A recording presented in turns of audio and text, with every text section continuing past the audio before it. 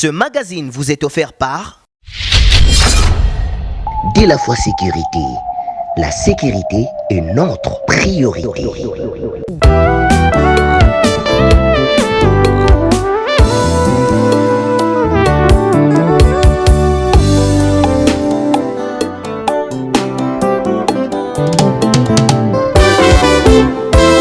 Mbote Kinshasa, Mbote Brazzaville, bienvenue dans la sur un magazine d'actualité et d'information. En général, BNB a beaucoup de l'or et plusieurs alliés à commémorer la bino du sous Bassango, la tombe bino Bolandi Malam. Mokolo alobi kuna na Assemblée nationale plénière et Salemaki, ba question orale sur débat na makambo etali ram des awaki na centre ya plénière ya lobby, tozo élément.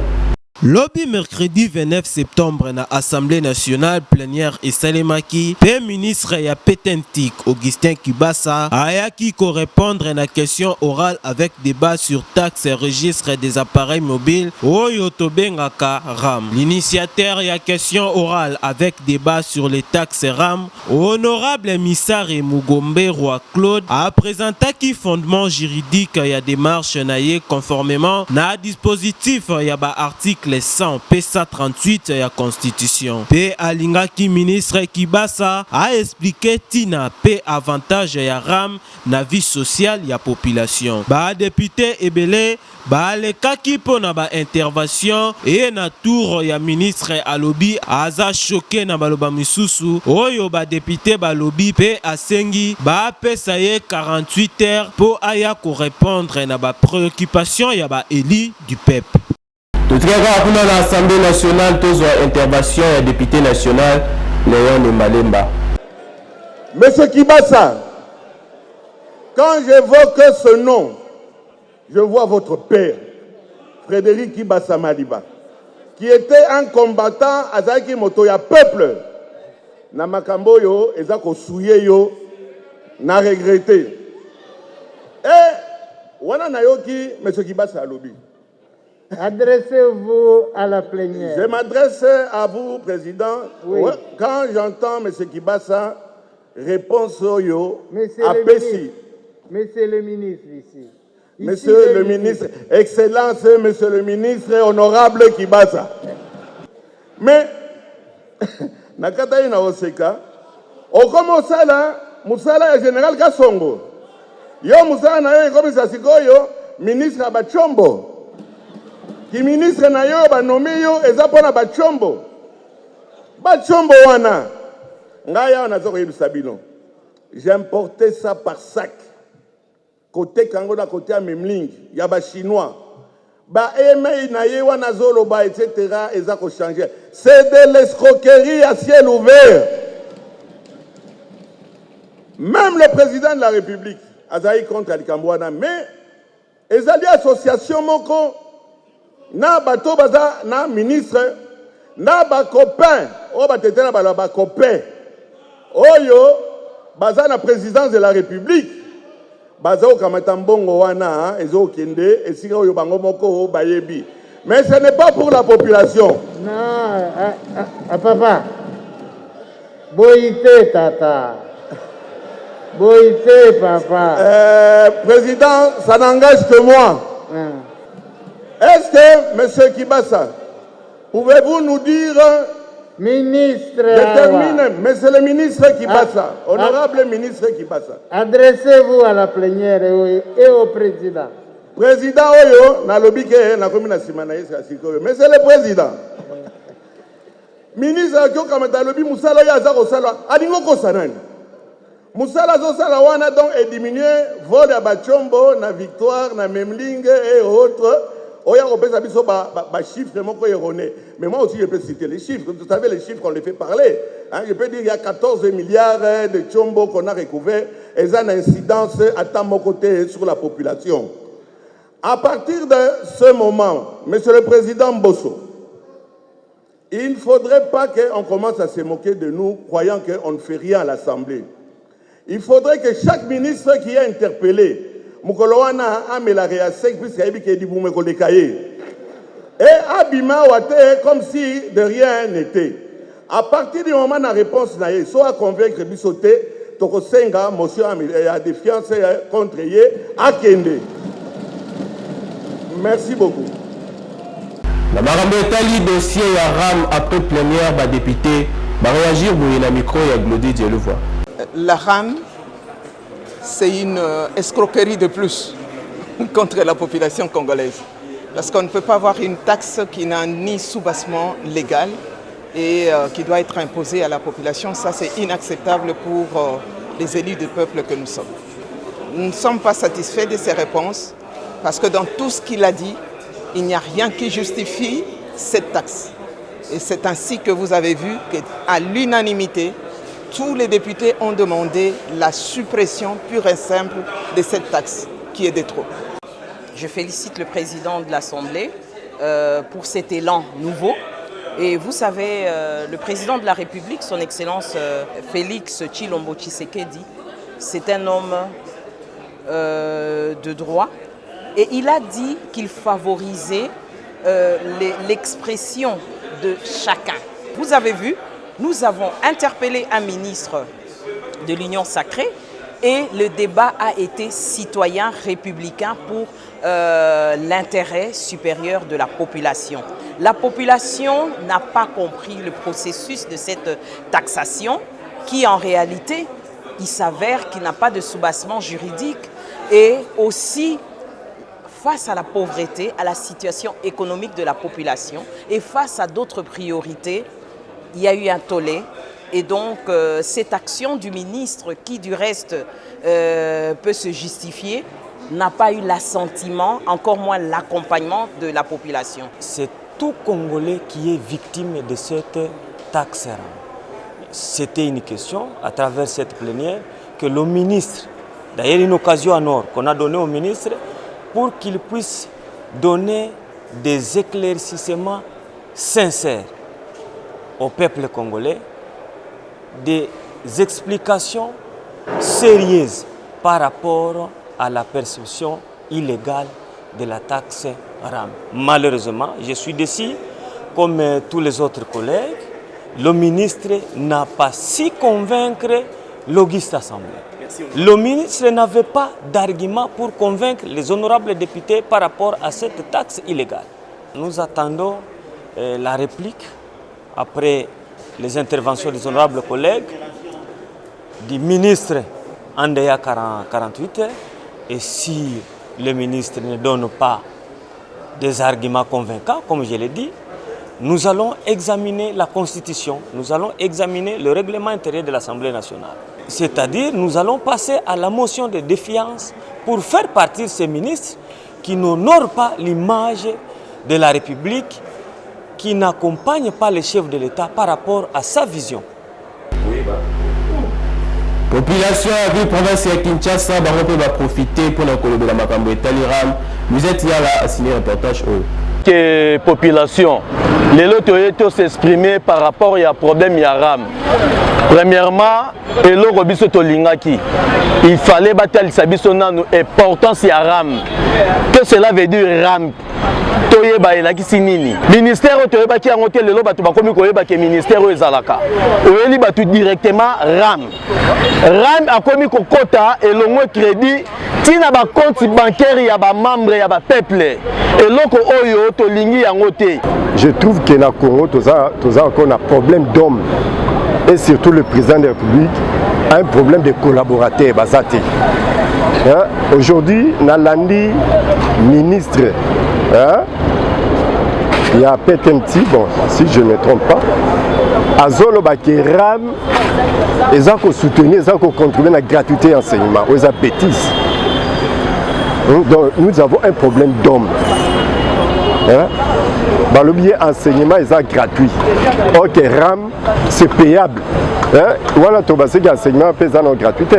En tout cas, dossier on a les députés sur la télé mélange a raison. La télé mélange on est sous kande et si là. Et si là vraiment et si là et si kabiso to paiement. Heureusement 5 ans on pas sorti moi que de ben ata maman tout état de santé. RAM to baé. De RAM pena soit la mutu.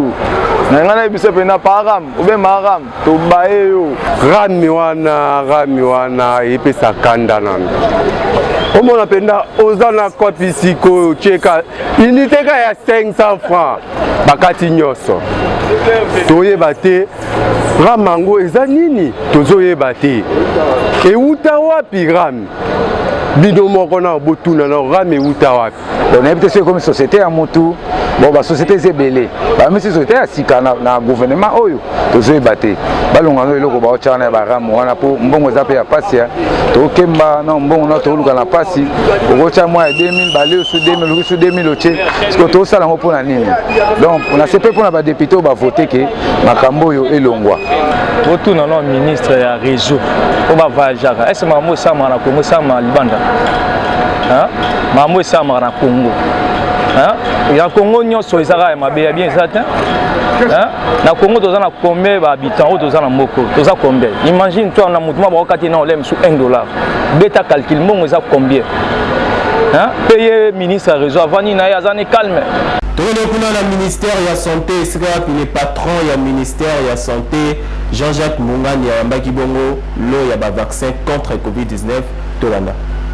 Au nom du gouvernement congolais, Madame la vice-ministre qui m'accompagne et moi-même, venons de réceptionner un lot de 400 000 doses du vaccin chinois Sinovac. C'est important parce que, comme vous savez, dans l'élan de la lutte contre la pandémie Covid-19, le gouvernement de la République a levé l'option de lutter efficacement contre cette maladie. Et aujourd'hui, la vaccination fait partie d'un élément de la riposte. Nous sommes heureux parce que Sinovac, don du gouvernement chinois, vient appuyer notre lutte contre la pandémie en augmentant le lot de 400 000 doses de vaccins qui va aider à vacciner les Congolais dans les jours qui viennent. C'est un vaccin qui est reconnu mondialement. Autant les autres vaccins qui sont déjà en utilisation en République démocratique du Congo, l'actuel vaccin Sinovac va aider efficacement les populations pour se prémunir et se protéger contre cette maladie qui a tué au plus 4 millions de personnes dans le monde. Et également un peu plus de 1080 personnes en République démocratique du Congo. Nous devons protéger nos populations et le gouvernement prend ses responsabilités en relation bilatérale avec la Chine. Nous avons eu ces vaccins qui vont fortement aider nos populations. Dès le début de la pandémie, la Chine se met aux côtés de la RDC, puisqu'il s'agit d'une lutte commune contre le Covid-19. Le virus ne connaît pas de frontières. C'est notre ennemi commun de toute l'humanité, ennemi commun du peuple congolais et chinois.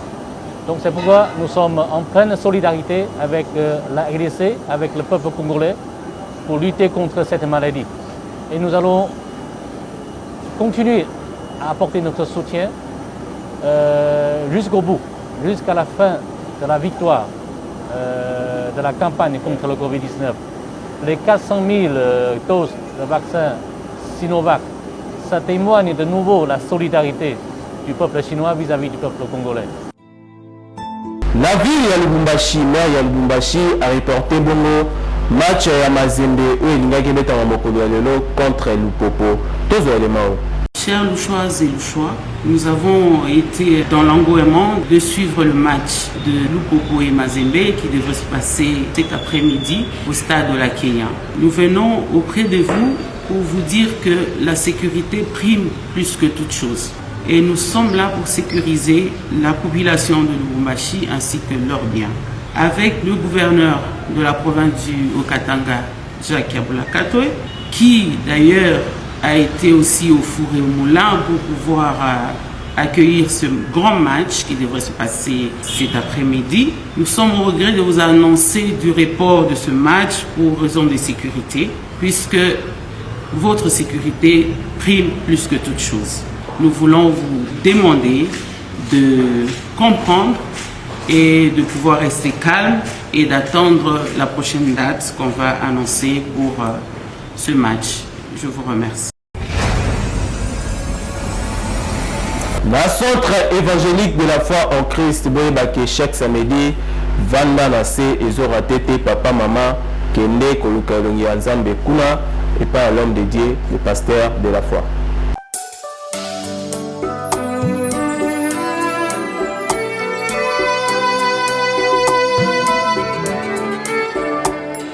Bonjour, nous sommes branchés de la foi TV, où il y a une chaîne, une foi et un seul Christ.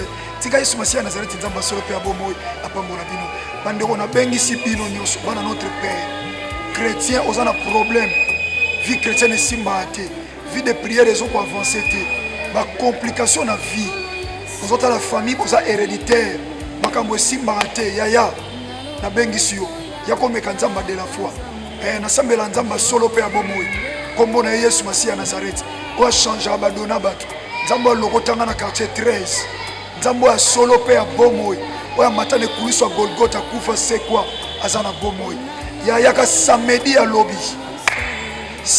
lobby beneme chaque samedi nangonga ya 7h tingonga ya 10h tozana activité mobimba prière bien aimé otolobi samedi fanda na se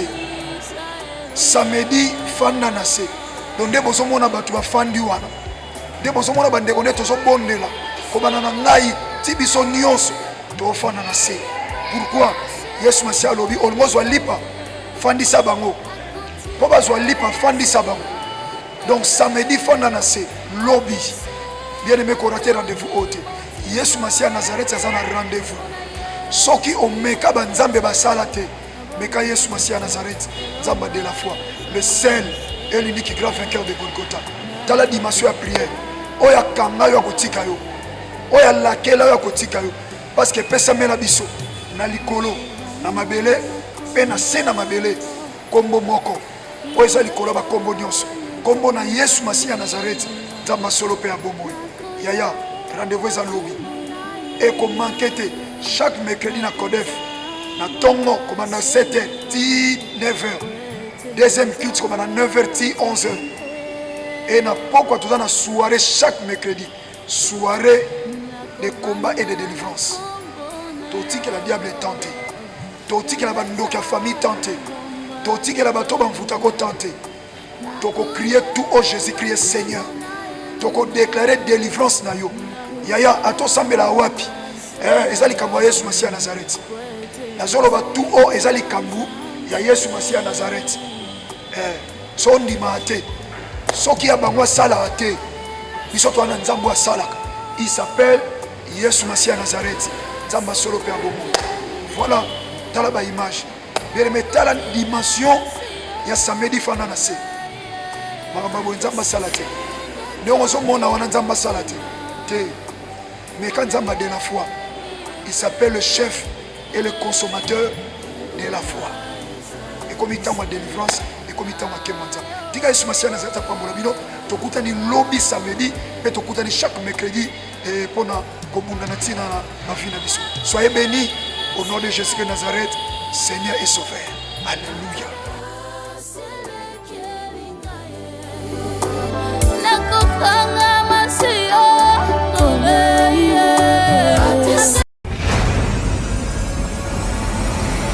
Magazine BNB proposé bino éléments sur explication ya chicha et des avantages na yango tolanda.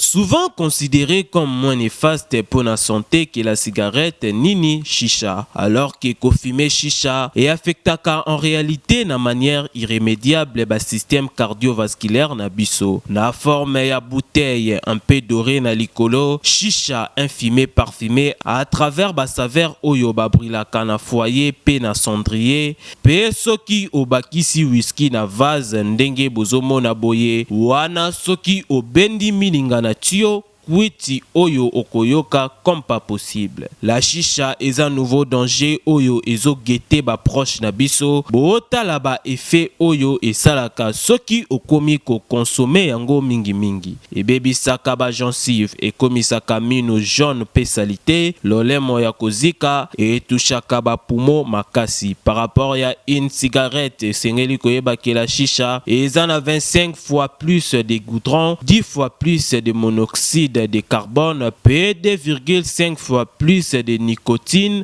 que cigarette. Tango tozo le belaba drogue lokola ba bombe kasi tozo bosana ke shisha pe eza drogue moko malgré que eza parfumé kasi eza très dangereux oyo pe ezoboma génération future makasi. Et pesaka ba maladie lokola bronchite, cancer, tuberculose P hépatite. Na yango ko fumer shisha pendant 30 minutes eza très dangereux pona motema. Tokende sikoyo na province ya Congo central sika wapi Lisette yala kitaki kuna ko faire découvrir biso shit ya Inkisi kuna na zongo tolanda.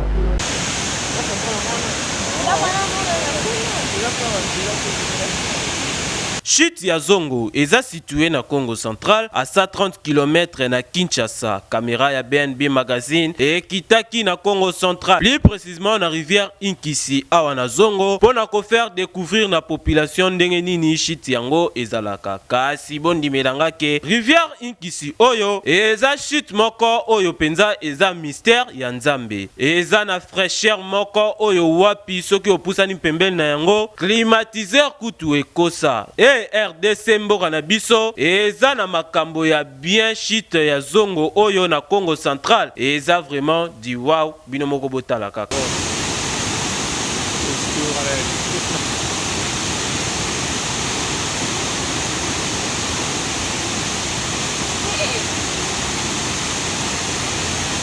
Kolala na maquillage ezalaka na ba conséquences ebele tozo élément oyo esalami na Deborah Dembo.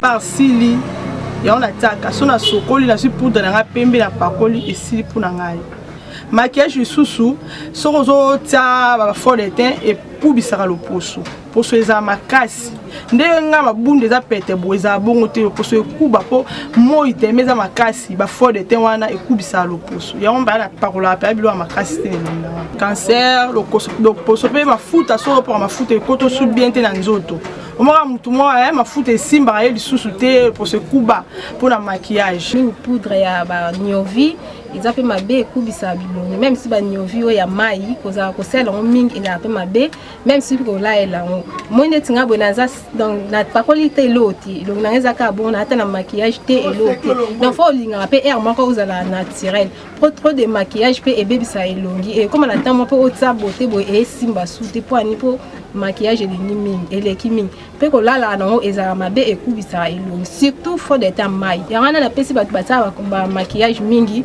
bota moi sezaka maquillage te ndesi nga benaza nga naturel na pakoli kuta te lote na pakoli ka poudre pamba donc kota maquillage pe ya non karaté ke nde bato mona yote faut kima trop de maquillage pour ebebisa elongi o sel on lelo mingi e convenant nango ezali. Tokende kuna na commune ya Masina précisément na quartier Mapela esika wapi boudin fumé eza na impact na ndenge ya défaté Lisette Mandaki la reportage. Boudin fumé et comment na impact awa na Kinshasa na ndenge ya défaté neti awa tozali na commune ya Masina précisément na quartier Mapela côté ya Raywana population ya coin oyo ba préféraka kolia boudin fumé mingi soki eza moto ba tieli bango mwa litungulu pili kaka ya poussière obakisi mayonnaise goût oyo wapi boyoka communication. Eza na open impact na ba obalinga ngo na ba obalinga ngo conseil na opesa bango ba luka kaka tango luka bozo faciliter na ba besoin ya mike ba transport ba bilo manka ya malamu basasa makasi banda loti lobi basungana na mesa basungana na mwa forme en tout cas boudin fumé oyo il faut omeka yango kaka po oyo ka groupe feeling na yango ba congolais na ba créativité boudin ya kotumba boudin fumé et kangi pe komi na impact ya défaté yoka savère na ville province ya Kinshasa constat esalami awa na magazine BNB pour l'ennemi et comment na impact ya kosakana te tozo élément Na ville province ya Kinshasa mikolo oyo en tout cas soso oyo babengaka poulet nu ekomi na impact na ndenge ya kosakana te na yango biso BNB tokitaki mpona koyeba nini oyo ezosala ke poulet nu ezala na succès ya boye ba commerçant pe population ba communiquer to koteka ya poulet nu ezoteka makasi vachina makasi par rapport ya basoso oyo tebe bandaka kolia maliboso alaka lokola wiki kwa 18 kwa 22 kwa minene wana tomonaka ngo ata na misu te balivera ya minene tomonaka ngo te surtout biso na 6 ans ndo tuniki so bapuleni na ngonja 6 omona ngo na impact soso na biso suka na biso ya lara po 10 ya wiki ya pe na batana ngo na nesi do so bana vendredi ti lelo wiki zo mona na te livera zo mona na te bapule oyo zo babamba retardement na nzoto moto soki bango bapréféré mutakala po wiliki eleki cher mutakala bato kisasa eloko so eza mobobe bazingi so eza cher bakimi yo ezaka ndenge moko donc tozoluka ndenge ya changement ezalaka te changement basoso poulet nu oyo balobi ezali na goût oyo wapi pe ezopermettre population ata ozali na mbongo ya mukie olia quand même soso na libota na yo mobimba en tout cas Kinshasa mboka elengi.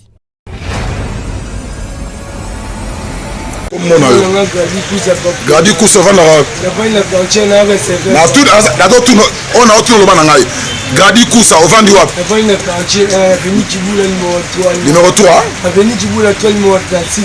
OK merci donc justement na oti bakusa musala na sala na maki miti service donc ni akine bakusa musala na tata musala to sala na kitiana quartier justement nazali transport na 7e rue ne na moni ba moto bakangi nyonso mbula ya lobeka préféré nazonga na makolo nazonga makolo malema na koti na avenue à Nemo na moni kala justement ba miki na moni ba beka na mobile non na moni ba lete na moni ba na banzeki na ba beka na mobile na bina ki na mbambo basani ya moto na leki garage ba Mercedes justement boto ba mituka mingi ba contourner na moni garçon mo azo isanga yo yaka mona mkia mina si olo bana ngo ayo ngana camarade moto babandi benda kolanda nga si on a compris la temps na kima liboso na moni misu ba bini na ba fenya do babata maki na bandi ko luka na isa una sala na kote ote lakini kwa moi na force le pont na kote le pont ba bloquer donc si bandi obeta nga banzete ndi na mo na traso ba beta nga nzete mo na bloquer ngo